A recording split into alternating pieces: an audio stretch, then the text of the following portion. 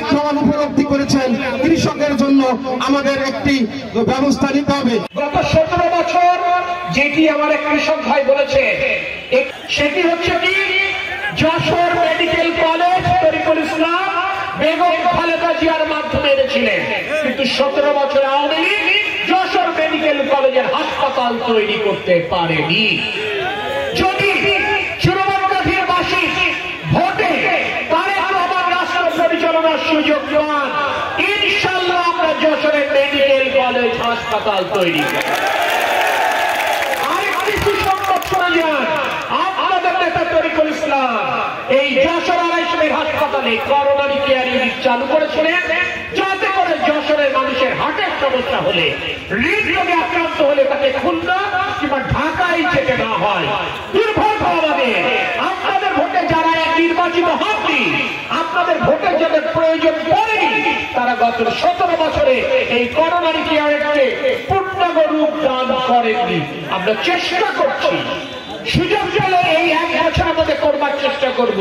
না হলেও যদি আপনাদের ভোটে বিএনপি রাষ্ট্র পরিচালনার সুযোগ পান, আমরা পূর্ণাঙ্গ করোনারি কেয়ার ইউনিট প্রতিষ্ঠা করব, যাতে করে হৃদরোগের চিকিৎসা যশোরেই হয়।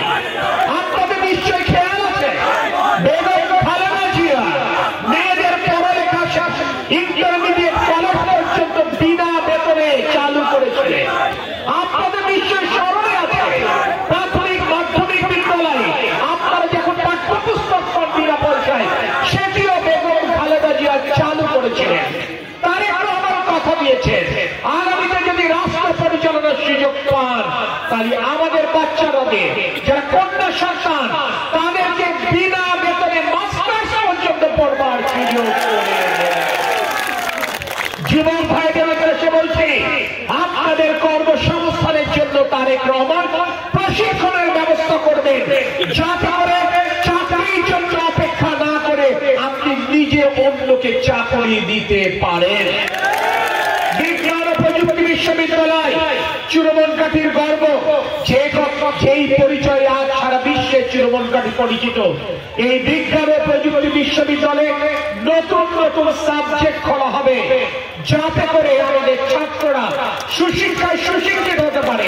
প্রশিক্ষণের ব্যবস্থা করা হবে, যাতে করে প্রশিক্ষিত হয়ে তারা আত্মকর্মসংস্থান তৈরি করতে পারে। আপনাদের সকলের কাছে একটি আহ্বান, যেই গণতান্ত্রিক রাষ্ট্রের জন্য গত 17 বছর অপেক্ষা করেছি আমরা, সেই গণতান্ত্রিক রাষ্ট্র এখন আমরা পাইনি।